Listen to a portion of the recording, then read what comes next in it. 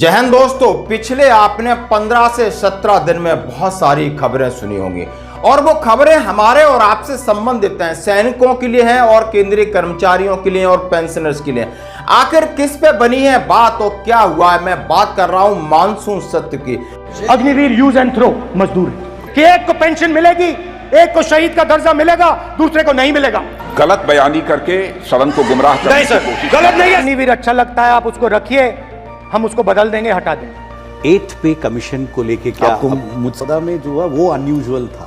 इसका पीरियड 1 जनवरी 2026 से है, हम 24 में हैं। ओपीएस की बात अभिभाषण में नहीं आई है। 18 महीने के डीए मिलने की आस लगाए बैठे कर्मचारियों की आस टूट गई है। यानी संसद के दोनों सदनों में, चाहे लोकसभा हो राज्यसभा हो, जमकर उन मुद्दों पर बहस हुई जो हमारे हित के लिए हैं। मैं उन मुद्दों की बात करूंगा। सबसे पहले बात करना चाहता हूं कि यानी ये नई सरकार बनी है और मानसून सत्र इसका 22 जुलाई से शुरू हुआ और 9 अगस्त को खत्म हुआ। 22 जुलाई के बाद 23 को केंद्रीय आम बजट पेश हुआ और कईयों को पसंद आया, नहीं पसंद आया। और इसमें आप समझ सकते हो इतनी बड़ी कार्रवाई और इसके अंदर लगभग 15 बैठकें हुई और 1 से 15 घंटे बहस हुई और बहस हुई, टकरा हुआ पक्ष में और विपक्ष में। इस बार विपक्ष भी हमलावर रहा और किन किन मुद्दे जो हमारे से संबंधित है मैं बात करूंगा। अग्निपथ का मुद्दा हो, मैं बात करूंगा 8वें वेतन गठन का मुद्दा हो, मैं बात करूंगा 18 महीने डीए एरियर का मुद्दा हो, मैं बात करूंगा वन पेंशन 3 के इंप्लीमेंटेशन के लिए और ओपीएस यानी पुरानी पेंशन बहाली को लेकर। हाँ जी दोस्तों, आपने एक एक मुद्दे को सुना होगा, तमाम तरीके की भ्रांतियां।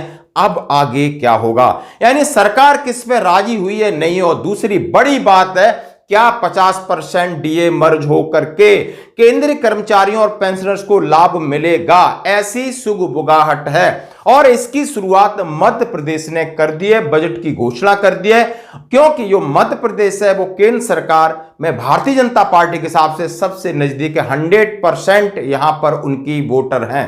जी हां, उन्होंने कहा है हम केंद्रीय कर्मचारियों को नाराज नहीं कहेंगे और इसकी अनुशंसा 7th पे कमीशन के नियमानुसार केंद्र सरकार ने की, तो केंद्र सरकार इस पर जरूर विचार कर रही। तो आइए हम उन मुद्दों की बात करूंगा और उन मुद्दों को किसने कब और कैसे उठाया, उसका क्या रिस्पॉन्स मिला, मैं उसकी बात करूंगा।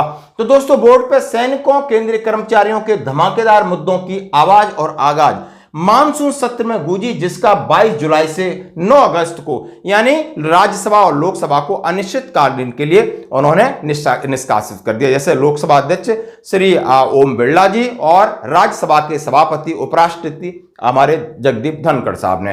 तो दोस्तों, मुद्दे रहे अग्निवीर का मुद्दा। जैसा कि आपने सुना होगा कि बहुत ज्यादा राहुल गांधी हमलावर रहे, उन्होंने मुआवजे की बात की, कंपनसेशन की बात की। अग्निवीर यूज एंड थ्रो मजदूर कि एक को पेंशन मिलेगी, एक को शहीद का दर्जा मिलेगा, दूसरे को नहीं मिलेगा। गलत बयानी करके सदन को गुमराह करने की कोशिश। गलत नहीं है सर। और पूरी सेना जानती है कि स्कीम प्राइम मिनिस्टर का ब्रेन चाइल्ड था, स्कीम सेना का ब्रेन चाइल्ड नहीं था। इनको अग्निवीर अच्छा लगता है, आप उसको रखिए, हम उसको बदल देंगे, हटा देंगे। सिंपल सी बात है, हमारी सरकार आएगी, अग्निवीर को हम हटा देंगे। कि आप इंश्योरेंस यानी बैंक का जो इंश्योरेंस है उसको कंपनसेशन में गिनती कर रहे हो। सरकार ने बहुत सारी घोषणाएं अग्निवीर को लेकर की और फटाफट उन्होंने कहा कि केंद्रीय अर्धसैनिक बल में इनको पूरा आरक्षण दे दिया।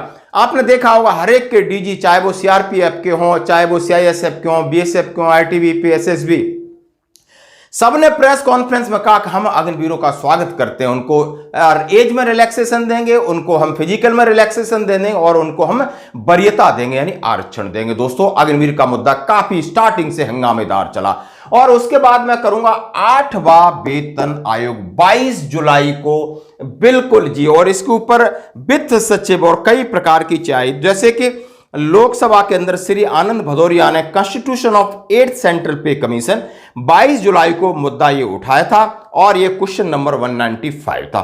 उन्होंने कहा था government has received representations for various constitution. उन्होंने कहा है अलग अलग आपके पास जो जेसीएम की तरफ से, भारतीय पेंशन समाज की तरफ से, रेलवे फेडरेशन की तरफ से 8वें वेतन आयोग गठन की बात हुई है, वित्त सचिव से उनकी मीटिंग हुई है, क्या निकल के आया है हमें जरा वित्त मंत्री जवाब दें। तो वित्त मंत्री पंकज चौधरी जी ने कहा कि no such proposal is under consideration of the government at present. यानी बहुत सारी बातें हुई हैं, बहुत सारा चीजें हुई, निष्कर्ष हुआ है कि हमारे पास अभी ऐसा कोई प्लान नहीं, जब वित्त सचिव टी सोमनाथन ने कहा है कि समय बहुत है। तो दोस्तों एक सवाल था 8th पे कमीशन को लेके, वित्त मंत्री के सामने बहुत सारे मेमोरेंडम्स दिए गए हैं। 8th पे कमीशन को लेके क्या आपको मुद्दा में जो हुआ वो अनयूजुअल था। इसका पीरियड 1 जनवरी 2026 से है, हम 24 में हैं। ओके, उस टाइम वो प्री इलेक्शन बजट में अनाउंस किया गया था, लेकिन वो नॉर्मल डेट नहीं है। नॉर्मल डेट नहीं है। इस समय के पीछे 50% मर्ज का कहीं ना कहीं सुगबगाहट है, क्योंकि सरकार समझ रही कि केंद्रीय कर्मचारी अभी नाराज हैं और उनको हमने कुछ भी नहीं दिया है, बहुत सारी मांगे उठ रही, तो उसके लिए केंद्र सरकार अपना तराजू लेके तोल रही कि मैं 1 जनवरी 2026 को इनकी पे पेंशन रिवीजन करूंगा, उसमें ज्यादा घाटा या अभी जो माहौल है इसको ठंडा करने के लिए इसमें ज्यादा फायदा है। बिल्कुल इसके ऊपर सटीक खबर है और ये बिल्कुल एनालिसिस किया हुआ दोस्तों। तो ये 8वें वेतन आयोग को लेकर अभी तक सरकार ने ये जवाब दिया है और ये हो सकता है ऐसी हम आशा रख सकते हैं। अब बात करूंगा 18 महीने डीए डीआर पहली बार 6 अगस्त से धमाकेदार शुरुआती 6 अगस्त 7 अगस्त 8 3 दिन ये मुद्दा बुरी तरह लोकसभा, राज्यसभा और न्यूज हेडलाइंस में बना रहा, जिसमें डीए डीआर 1 करोड़ से ज्यादा केंद्रीय कर्मचारी पेंशनों की मांग को लगा झटका। यानी राज्यसभा सदस्य जावेद अली खान रामजी लाल शर्मा ने सदन में पूछा कि सरकार कर्मचारियों के कोरोना काल में रोके गए डीए डीआर का भुगतान करेगी या नहीं, कि 34,402.32 करोड़ रुपए का भुगतान होगा। क्या सरकार की तीसरी अर्थव्यवस्था विश्व की हो गई है? सरकार की इकोनॉमी पटरी पर है, लेकिन आखिर आप उनके मनोबल के साथ क्यों खेल रहे हैं? क्योंकि ये सरकार जो चलती है न नेताओं से चलती है, उनके चलाने वाले कर्मचारी होते हैं और कर्मचारी के मनोबल के साथ खेला नहीं है। अखिलेश यादव ने भी इस प्रश्न को उठाया और सरकार से कहा कि आपको इसके ऊपर विचार करना चाहिए, आप इस तरह पल्ला नहीं झाड़ सकते, क्योंकि ये केंद्रीय कर्मचारियों का हक है, ये आप इसको डिनाई नहीं कर सकते। दोस्तों ये बात थी, लेकिन उन्होंने कहा है कि अभी ऐसा संभव नहीं है। सरकार ने अपने 1 करोड़ से ज्यादा एम्प्लॉय और पेंशनर्स को तगड़ा झटका दे दिया है। कोरोना के दौरान रोके गए 18 महीने के डीए मिलने की आस लगाए बैठे कर्मचारियों की आस टूट गई है, क्योंकि अब कर्मचारियों को एरियर मिलने की उम्मीद पूरी तरह से खत्म हो गई है। इस बात को लेकर उन्होंने अपना पल्ला झाड़ा जी दोस्तों।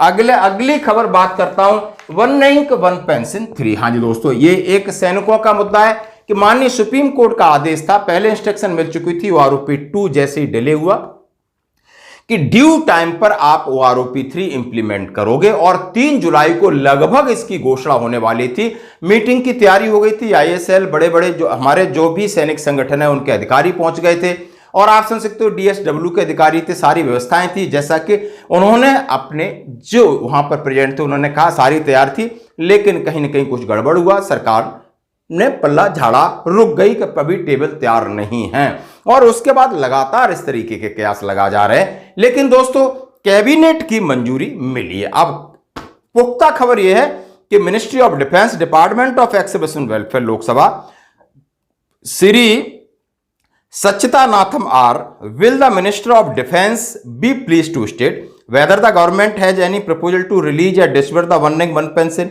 due amount the ex-servicemen on a monthly basis from 1 July 2024 onward instead of disbursing installment given the team। उन्होंने कहा है, जवाब क्या मिलता है? श्री संजय सेठ जो मिनिस्टर ऑफ स्टेट है मिनिस्ट्री ऑफ डिफेंस के, government has approved the proposal of revision of pension to armed forces personnel with effect from 1st July 2024 under the scheme of OROP as per the decision arrear will be paid within 1 financial year। उन्होंने कहा है बिल्कुल cabinet मंजूरी, हम उसकी तैयारी कर रहे हैं, यानी इस बात पर मुहर लग चुकी है, इसकी कभी भी घोषणा हो सकती है। अब मैं बात करूंगा ओपीएस को लेकर, ओल्ड पेंशन सिस्टम को लेकर, तो आप इसकी कई प्रकार की खबरें देख चुके हो। इसके ऊपर आपने रामलीला मैदान पर देखा होगा, लगातार मीटिंग है, आप समझ सकते हो श्री शिवगोपाल मिश्रा और उनकी पूरी टीम इस पर लगी है, एजिटेशन की धमकी दे रही है, सरकार से बार बार मिल रही है, क्योंकि उनको 50% पेंशन से कम मंजूरी नहीं है। लेकिन सरकार ने इसकी कमेटी बिठाई है, वित्त मंत्रालय ने जैसे कहा है, और कमेटी अब क्या सिफारिश करेगी तो आगे देखा जाएगा। ओपीएस की बात अभिभाषण में नहीं आई है। ओल्ड पेंशन स्कीम लागू हो, जिससे हमारे तमाम सरकारी कर्मचारियों का भविष्य बन सके। तो दोस्तों ये थे मानसून सत्र के मुद्दे, तो पहली बार इस तरीके से संसद की आवाज है जो जन जन तक पहुंची है कि चाहे कर्मचारियों के मुद्दे और तमाम जो मुद्दे हैं जो कि आम पब्लिक से संबंधित हैं, बजट से संबंधित हैं, उनके ऊपर भी बात हुई। तो दोस्तों ये था मानसून सत्र का अपडेट। धन्यवाद।